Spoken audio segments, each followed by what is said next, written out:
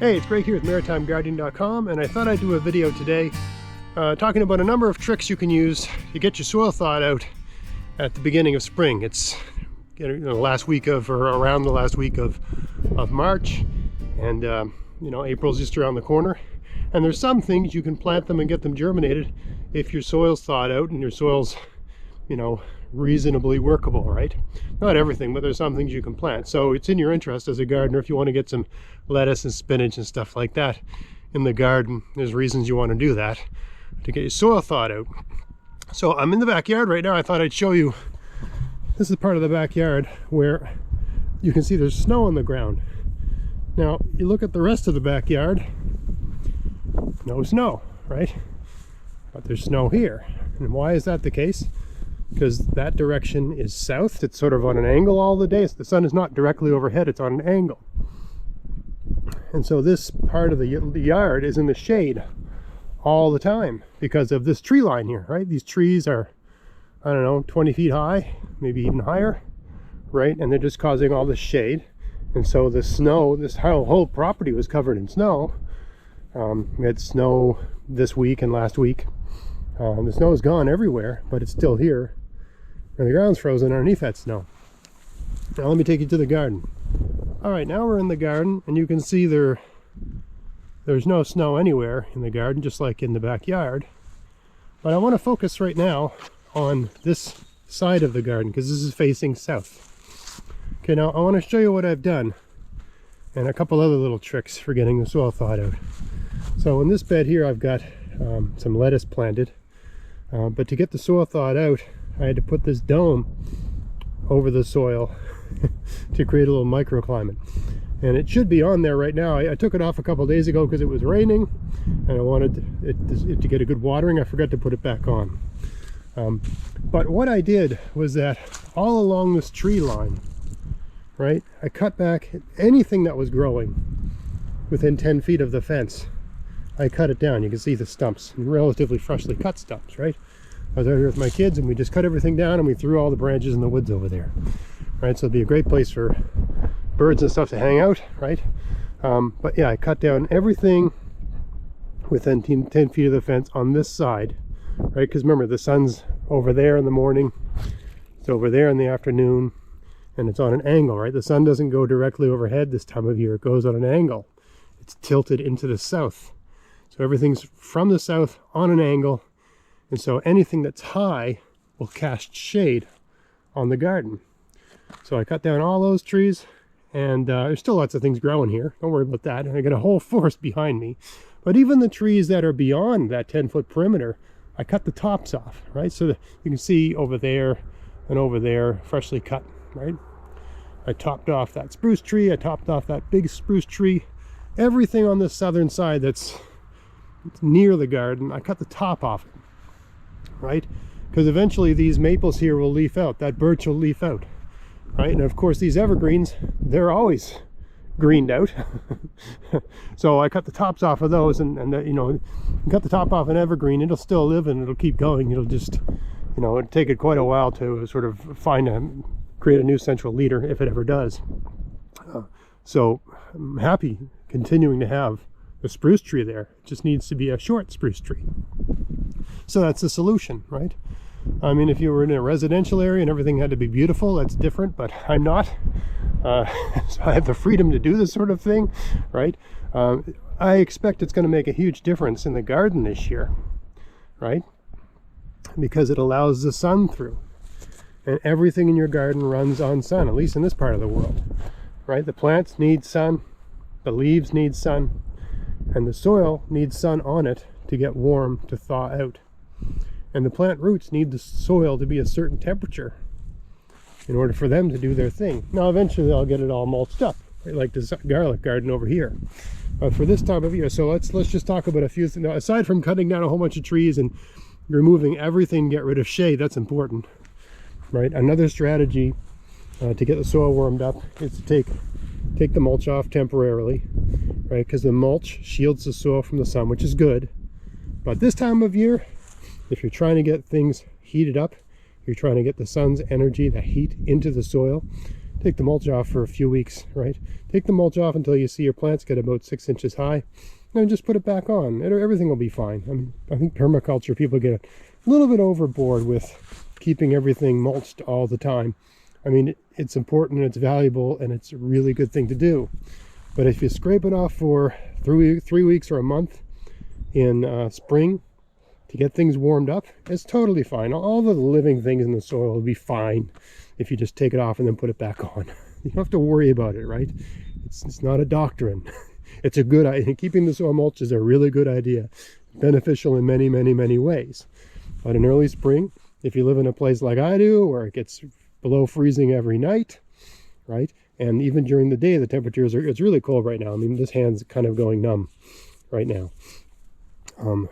You know, your soil has to be warm for germination to occur, for root development to occur, right? All that's important for the plants to mature. So I planted lettuce here maybe 4 days ago. It's going to be quite a while before they grow. I certainly have to get that dome back on here for them to grow, right? So removing the mulch temporarily, get your soil warmed up, and putting some sort of artificial microclimate. I found domes are better. I've tried like flat plastic thing. They're good for warming up the soil, but they're not great for getting things germinated. It's better to have a bit of air moving around in there. So something like a dome like this. I've got some, I don't know if they're germinated yet, but I planted some, it's just a kind of field pea. Yeah, you can see them growing. So these were provided by Hudson Valley Seed Company, but you can see along there some of these, some greenery, right? That's a thing called, I think, Austrian field pea, I believe. Right, so you can see some of that just starting to come up. Not a lot yet, but it's coming along. I can see, I'm holding up the dome, but right there you can see there's a row of them growing, right? So I mean, they were probably planted 2 or 3 weeks ago, early March, and they're germinated now and growing slowly. We've got a sunny day today, so it's really cold, but underneath the dome it'll probably get up to 20 C today. It'll be fine. And this dome's not perfect. It's got plenty of ventage. As you can see, it's coming apart. It's sort of an old rundown one, right? So it doesn't perfectly keep the heat in, but on the flip side, it's very good at venting, right? On this one here, I planted some spinach about 3 weeks ago. So you can see I've got a lot of beds here. I still have the mulch on them because I'm not planting anything in them for a while. I mean, this time of year, the only thing I'm going to plant is spinach, lettuce, radishes, you know, stuff like that, because it's below freezing every night, and it's just not, you know, nothing's really going to grow that well. I've got a video I'm going to do soon about how I determine when to plant things, and how I organize that around the stages of growth of the dandelion. I'll probably do that soon, but yeah, all these beds that still have the mulch on them, there's nothing going in them anytime soon, right? So why not leave it in there? I mean, these ones are in full sun. I wouldn't be surprised if they're thawed already. Yeah, this one here is thawed, right? So despite the mulch, it's thawed, right? And they can and will thaw without the mulch. The reason I'm talking about removing mulch is for when you're planting seeds, if it's cold, and it's cold at night and cold in the morning and all that sort of stuff, the soil will get warmer during the day if there's no mulch on the soil, right? It's not to say it can't thaw out. Also, there's other things that will thaw your soil. You could have your soil completely mulched, but you could have a day where it's above freezing and raining all day. Well, all that rain is warm, and it's basically warm water on your frozen soil. It will thaw out your soil, just the rain, because it's, you know, you're basically pouring warm water on ice. By warm, I mean warmer than frozen water.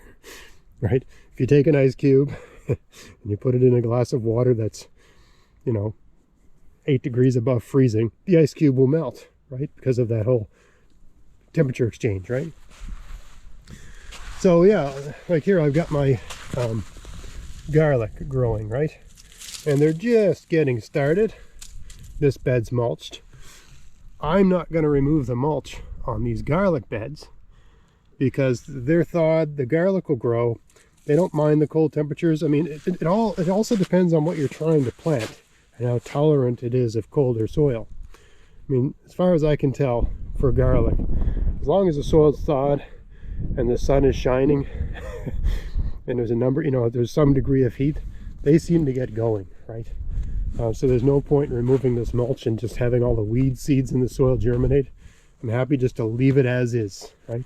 I'll probably remove these tree branches at some point, right? They're there just because it held down the leaves in the fall, kept them from blowing away. But I don't leave them on the whole season. I toss the branches eventually. Here's another thing you can use. Just plastic. You got a rectangle, a wooden rectangle, yeah, right? And it's built so that it's about 3 inches high and it's domed, right? So there's enough space for some air circulation, right? If you're trying to get things germinated, that can happen, right? So these can be great for getting things growing and thawing out your soil. You can't leave plants under them for as long as you can the larger domes, because they don't have the room, they don't have the real estate, and they don't get the air circulation working quite as well. But they do work, and they take up less room when you're storing them. Anyway, just a few tips on getting things thawed out, getting that sun shining down on your garden, getting things ready, right? Maybe getting some planting done. You can do early planting. There are certain things you can plant early in the season, but you got to have your soil thawed out to do that. And the soil has to be, reasonably warm for the germination to happen. And, if you can get some, create a microclimate of some kind, get the mulch off temporarily, right? Get the sun on there, get as much sun on that soil as you can. You can make all that happen and get things started in the garden. So I hope you found that interesting. If you did, please like, share, subscribe, and until next time, get out there, get at it, have fun in your garden. Thanks for watching. Hey folks, if you live in the USA and want to help support the channel, check out the Hudson Valley Seed Company and use my coupon code MARITIME10 to get a 10% discount on whatever you buy. In addition, all seed orders over $35 will get free shipping. They have a great selection of seeds, so maybe give that a try this year, and that'll help support everything I'm doing here. Thanks a lot.